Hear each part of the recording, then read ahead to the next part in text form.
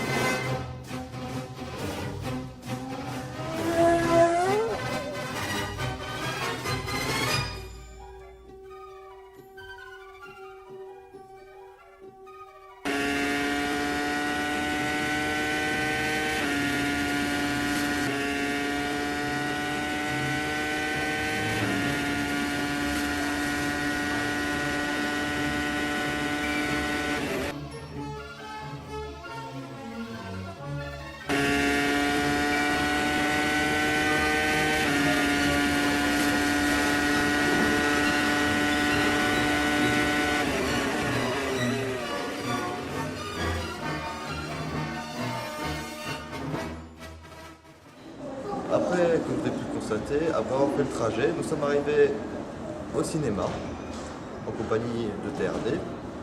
Voilà, on est là, on est arrivé donc à Imagix et on va aller voir Rogue One.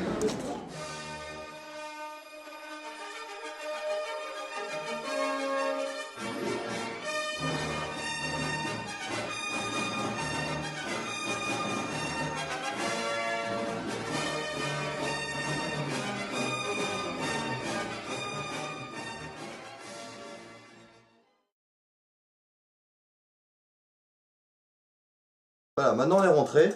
Donc, on passe à l'analyse du film.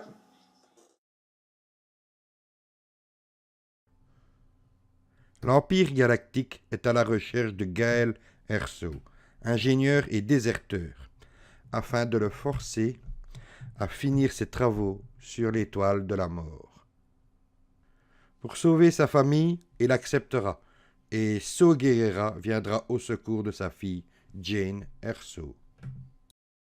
On la retrouve quelques années plus tard, prisonnière des impériaux, et délivrée par les rebelles, car ceux-ci veulent qu'elle retrouve son père.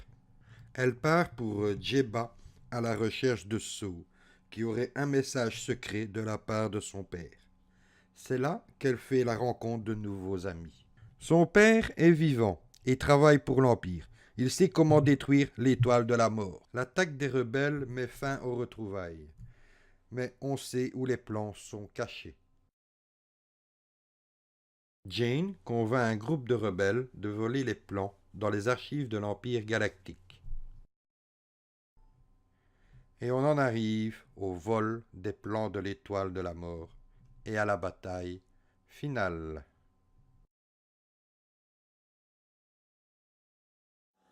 Bon les amis, passons à la critique. Alors HN, comment tu qualifies ce film en 3 mots? Long, lent et chiant. Le film est tiré trop en longueur pour respecter la trame d'un Star Wars classique. Lent parce qu'il y a trop de dialogue pour ne rien dire. Chiant parce que manque de dynamisme, manque d'enthousiasme et les scènes d'action sont beaucoup trop courtes. TRD, qu'est-ce que t'en penses? Alors les amis, personnellement, je n'ai pas trouvé ce film digne de la saga. Ce spin-off n'a aucun intérêt historique et n'apporte rien de plus à l'univers de Star Wars. Tout ceci n'est que pur intérêt commercial de la part de Disney. Je m'explique. Il s'agit d'une histoire déjà connue, mais qui n'entre pas dans la trame principale de Star Wars, qui elle tourne autour de la famille Skywalker. De plus, les personnages principaux sont moins charismatiques que leurs prédécesseurs, y compris Kylo Ren.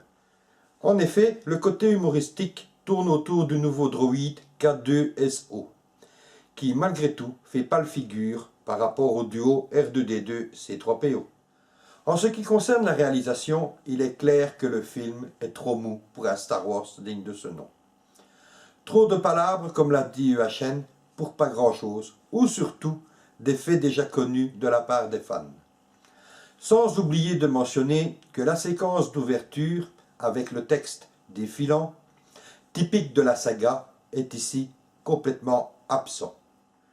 Ce qui est censé être un plaisir pour les fans, c'est-à-dire le retour de Dark Vador, est selon moi complètement raté. Il a perdu de son charisme, de sa présence, il est limite superflu.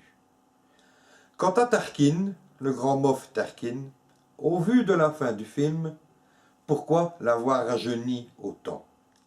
Pour conclure cette critique, nous sommes, EHN et moi, très déçus de ce film et on craint pour la suite de la saga, au vu de ce que l'on vient de vous expliquer. Malgré tout ceci, je vous encourage à aller voir le film et à faire votre propre opinion sur ce film. Et de nous en faire part dans les commentaires de cette vidéo. Voilà les amis, c'était TRD EHN pour le vlog sur Rogue One. Je vous dis à bientôt, gros bisous à tous, bye bye, et surtout... Remember, the Force will be with you.